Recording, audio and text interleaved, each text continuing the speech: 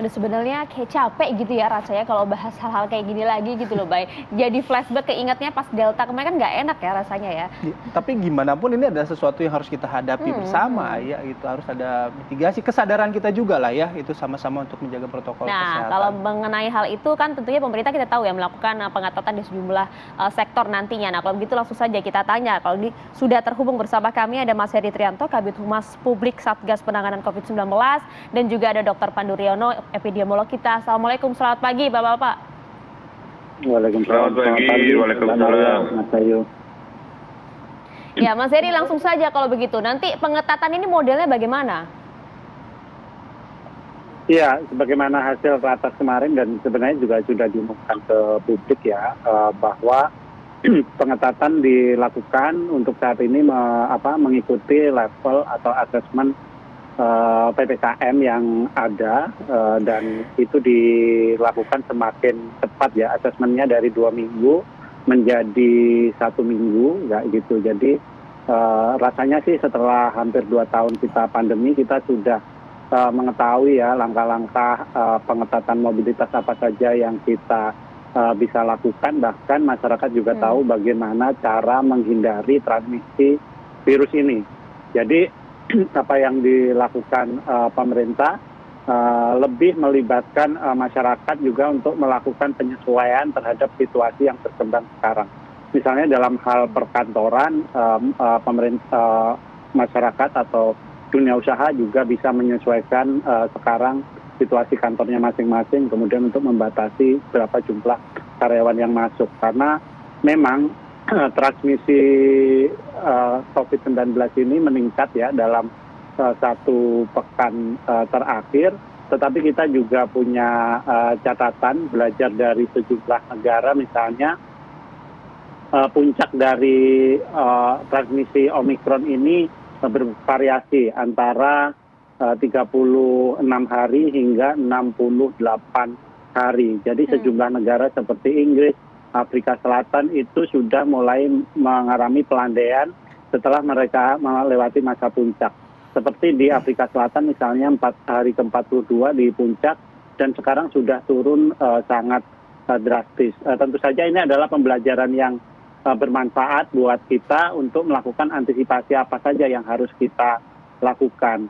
Kemudian yang kedua terkait dengan risiko perawatan rumah sakit karena varian Omikron ini. Jadi sejauh ini ditemukan hanya 1/4-nya dari Delta.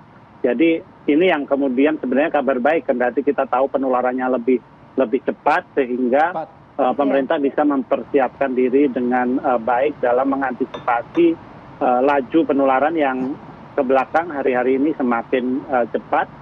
Dan sekarang transmisi lokal untuk kasus harian setelah 2 minggu sebelumnya didominasi oleh pelaku perjalanan luar negeri, mulai tanggal 15 kemarin 63% tambahan kasus itu berasal dari transmisi lokal.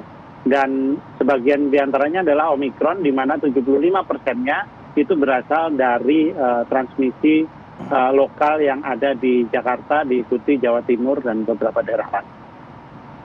Oke, saya mau geser ke Dr. Pandu. Dok, tadi kalau pengetatan yang dimaksudkan oleh Mas Heri, apakah pengetatan ini sudah masuk dalam tahapan yang maksimal untuk meredam penyebaran Omikron ini? Ya, dan juga tepat, efektif.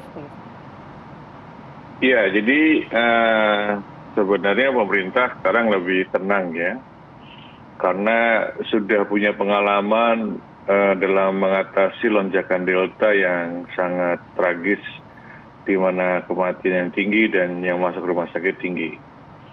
Dan sebenarnya penularan di komunitas itu sudah cukup banyak, tapi karena sebagian tidak bergejala, itu yang terdeteksi biasanya hanya 10%-nya saja.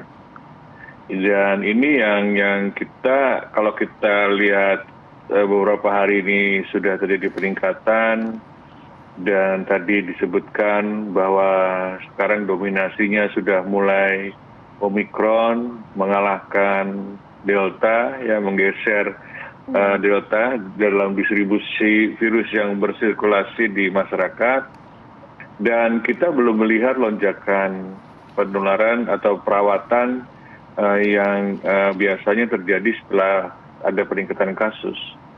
Ini membuktikan bahwa memang pengalaman negara lain yang masuk rumah sakit akan tidak setinggi banyaknya kasus penularan. Mungkin minggu-minggu mendatang itu penularannya akan terus meningkat.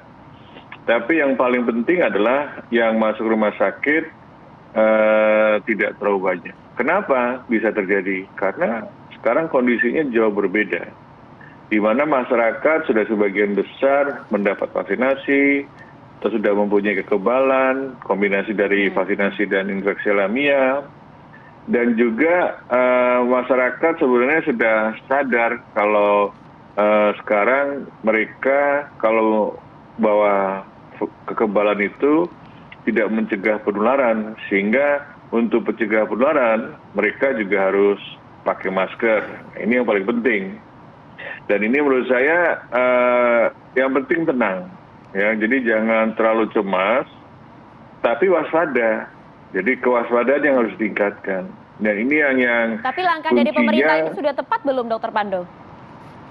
Sudah tepat, ya. Tidak perlu terjadi peningkatan level 3 gitu, atau level 4 gitu kan. Jadi kan pemerintah sudah mengatakan kita akan melakukan PPKM, pengetatan sesuai dengan PPKM berdasarkan indikator-indikator yang ada saja, dan itu dievaluasi lebih sering, tadinya setiap 2 minggu menjadi 1 minggu. Nah ini jadi kita melihat bahwa pemerintah responnya sudah sistematik, ya kan? Ini yang paling penting. Dan kemudian Jakarta menjadi sangat penting karena epicenter Omikron nanti akan mulai dari Jakarta, ya kan? Kemudian sebenarnya sudah mulai meluas ke tempat lain, tapi Jakarta akan menjadi dominan. Dengan demikian Jakarta akan menjadi prioritas untuk mendapat booster untuk semua penduduk 18 tahun ke atas. Ya. Jadi bukan hanya lansia saja, comorbid dan sebagainya. Karena dari pengalaman negara lain, masyarakat yang tidak mempunyai kekebalan atau yang kalau di negara lain itu yang belum divaksinasi, itu yang akan masuk rumah sakit, yang akan menderita lebih parah. Dan kelihatannya rumah sakit sudah disiapkan dengan baik. Bahkan persiapannya seperti menghadapi Delta. Jadi pemerintah sudah siap menghadapi situasi yang terburuk, walaupun sudah diramalkan tidak akan seburuk Delta. Oke, baik. Nah, tadi Mas Heri juga sudah sempat menyampaikan bahwa pengetatan itu mungkin di bidang di perkantoran pengusaha sudah mengetahui. Tapi bagaimana dalam aspek transportasi, kemudian PPLN ya, pelaku perjalanan luar negeri, mungkin ada kebijakan yang akan baru diterapkan. Kami hadirkan jawabannya usai jeda berikut ini. Apa kabar Indonesia Pagi akan kembali sesaat lagi.